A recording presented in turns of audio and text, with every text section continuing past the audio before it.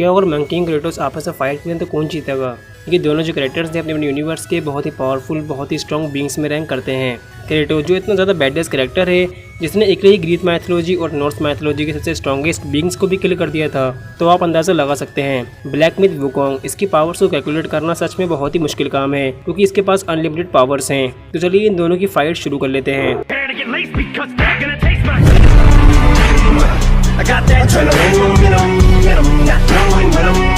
पहले हम क्रेटोस की पावर्स को कैलकुलेट करते हैं और जानते हैं क्रेटोस के पास क्या क्या पावर्स हैं, क्या वेपन्स हैं।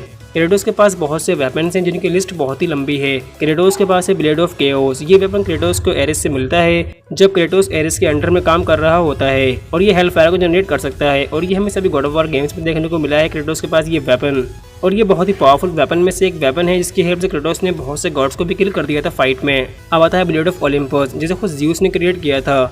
इस ब्लेड की पावर्स का अंदाजा आप इसी बात से लगा सकते हैं कि इसके सिर्फ एक ही स्ट्राइक से पूरी टाइटन वॉर को भी खत्म कर दिया था ज़्यूस ने, और ये ब्लेड गॉड्स को किल करने के लिए बनाया गया था, और इस ब्लेड से क्रेटोस ने कोलोसस को भी किल कर दिया था। तो आप इसी बात से इस ब्लेड ऑफ ओलंपस की पावर्स का अंदाजा लगा सकते हैं। वैसे क्रेटोस के पास बहुत से वेपन्स हैं जिनका सामना करना बहुत ही मुश्किल है। अगर मैंने इन सभी वेपन्स को इस वीडियो में एक्सप्लेन करा तो ये वीडियो बहुत ही लंबी हो सकती है।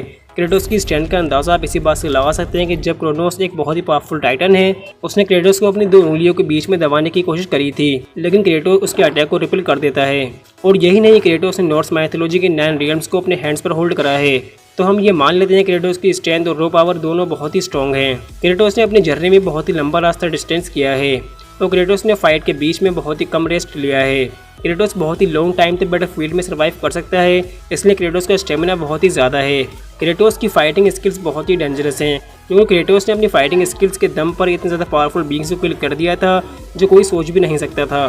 क्रेटोस को जो सबसे ज़्यादा पावरफुल बनाती है वो है क्रेटोस की स्पार्टन रेंज, जिसकी हेल्प से क्रेटोस को रोक पाना और भी मुश्किल हो जाता है। क्रेटोस के पास हीलिंग एबिलिटी भी है, इसकी हेल्प से क्रेटोस अपनी इंजरी को बहुत ही जल्दी से हील भी कर सकता है। तो चलिए अब बात कर लेते हैं सन वुकोंग की और जानते हैं सन वुकोंग क्या क्रेटोस को किल कर सकता है या फिर नहीं। देखो, सन वुकोंग ग्रीक माइथोलॉजी का सेकंड मोस्ट पावरफुल कैरेक्टर माना जाता है, मतलब बुद्धा के बाद यही आता है पावर्स के मामले में।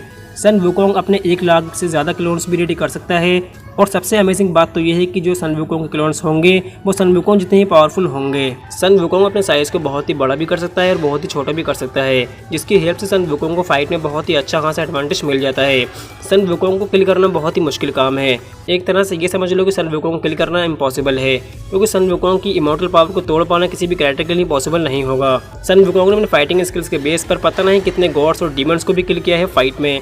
तो आप इस कैरेक्टर की फाइटिंग स्किल्स समझ गए होंगे। जैसे कि क्रेटोस के पास स्पार्टन रेंज है, जिसकी हेल्प से क्रेटोस को रोक पाना बहुत ही मुश्किल हो जाता है। वैसे ही सन वुकोंग के पास डेविल ट्रिगर है, और अपने डेविल फॉर्म में एंटर होते ही सन वुकोंग को रोक पाना तो दूर की बात है, इससे कोई फाइट भी करना नहीं चाहेगा। सन वुकोंग के पास एक स्टिक टाइप वेपन है, इसकी हेल्प से सन वुकोंग को फाइट में अच्छा खासा एडवांटेज मिल जाता है। सन वुकोंग ने इसी वेपन से डीमंस के लीडर को भी हरा दिया था। सन वुकोंग पर किसी भी मैजिक का कोई भी असर नहीं होता है, क्योंकि सन वुकोंग प्योर डेविल कैरेक्टर है। सन वुकोंग इतना ज़्यादा पावरफुल कैरेक्टर है चाइनीज मैथोलॉजी का कि ये अपने एक ही स्ट्राइक में मेटावर्स को भी डिस्ट्रॉय कर सकता है, जो यूनिवर्स से भी ऊपर लेवल की चीज़ है। सन वुकोंग लाइट की स्पीड से फ्लाई भी कर सकता है। वैसे तो इन दोनों के पास बहुत सी पावर्स हैं, जिसकी हेल्प से ये दोनों जो कैरेक्टर्स बहुत ही पावरफुल बींग्स बन जाते हैं। अगर ये दोनों ही कैरेक्टर्स आमने सामने फाइट करें तो इस बैटल में नो डाउट सन वुकोंग ही जीतेगा, क्योंकि आज जिस तरीके से सन वुकोंग को रिप्रेजेंट किया गया है मूवीज़ में, इसको देखकर तो हमें ऐसा ही लगता है कि सन वुकोंग बहुत ही आराम से किल कर देगा क्रेटोस को। तो मेरे हिसाब से इस फाइट का विनर होना चाहिए सन वुकोंग। वैसे आपकी इसमें क्या राय है मुझे कमेंट जरूर करना,